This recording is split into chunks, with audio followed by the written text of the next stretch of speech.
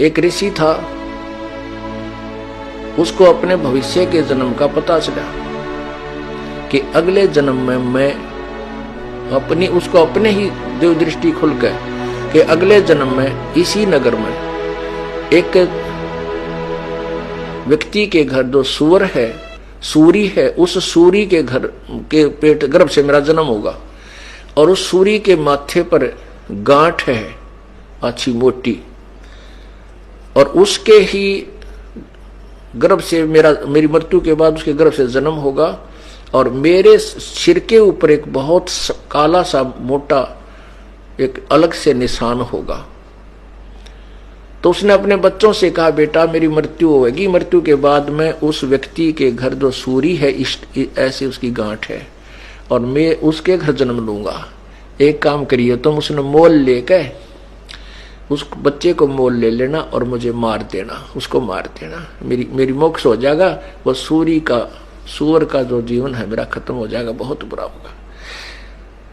तो वो कहने लगे, पिताजी जैसे आप कहोगे हम वैसा कर देंगे। उन्होंने बार बार कहा, बेटा देख के दे तुम लालच कर जाओ, यह मेरी अंतिम प्रार्थना अवश्य करना। वो बच्चे बोले, पिताजी आप निश्चिंत रहो, क्या आप हम इतना भी नहीं कर सकेंगे आपके लिए, उसके लिए 5-4 अन्य रुपये 2 रुपये का वो सूअर का बच्चा नहीं लेंगे, आप निश्चिंत हो जाओ। वो कुछ ऐसे हफ्ते 10 दिन पाछो बूढ़ा मर गया ऋषि जी और वो ताक में रहे उस सूरी के ब्याणे की। वह महीने 2 महीने में 6 महीने हुआ सूरी ने बच्चे दे दिए।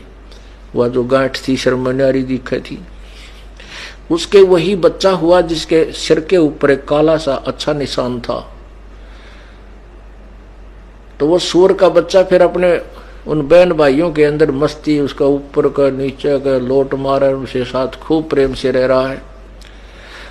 अब वो बच्चे गए उस व्यक्ति से कहा, भाई ये बच्चा हमने मोल दे दे तू।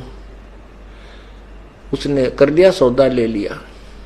जब उन्होंने मोल ले लिया और उनने वो बच्चा उठान लग गए, वो भाग लिया, फिर पकड़ा भाग भूख है और वह कहे, पिताजी हम आपके अपने वचन को पूरा करने आए हैं। जब वो सूअर का बच्चे में चेतना दे दी काल ने, वो सूअर का बच्चा कहता है, भाई बेटो मुझे मत मारो, मेरे मारने से तुमने क्या मिलेगा, क्यों पाप के भागी होते हो। तो कहने लगे, पिताजी आपने तो कहा था भाई इसको मोल लेकर के मुझे मार देना। ने बोला, भाई मुझे मत मारो, मेरा दिल लग रहा है, मेरे भाई बहनों में यहाँ पर मैं ठाठ से रह रहा हूँ, मुझे कोई तकलीफ नहीं, मत मारो मत। उन्होंने छोड़ दिया, भाई मत मारो, क्यों मारा, जो पाप तो वैसे पाप ही है।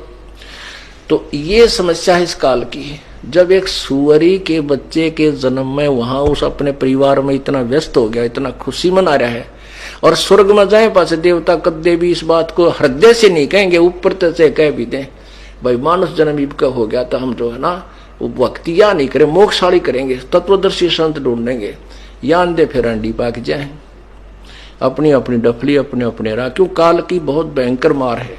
तो ये वहां पर हृदय में कसक के भगवान ये तो गलत स्थान पर आगे तड़फेगा, वो एकाध ही होता है।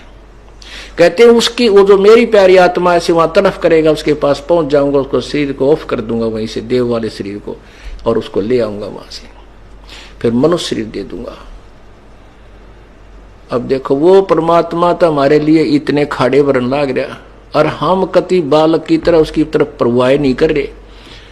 तो पुण्यात्माओं ये बातें कहन सुन की नहीं, ये कर पाड़न की हैं। ये सुनकर आनंदित होने तक सीमित नहीं रखना, इनके ऊपर स्टेप बाय स्टेप आपने कदम रखने हैं।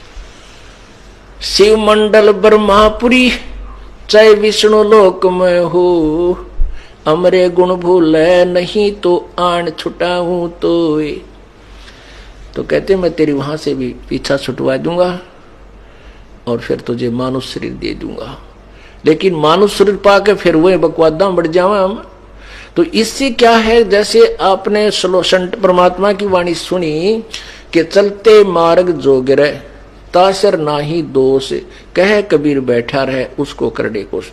अब जैसे परमात्मा ऑप्शन दे रहे हैं कि जो कतिये नहीं लगा इस मार्ग पर अभी तक, बिल्कुल सटारट नहीं करी जिसने भक्ति या सत्य भक्ति, वो तो बिल्कुल अभी तक सारा काम उसका शेष है, सारा सफर शेष है। और जो चलते मार्ग गिर गया वो कुछ तो सफर तय कर चुका है। यदि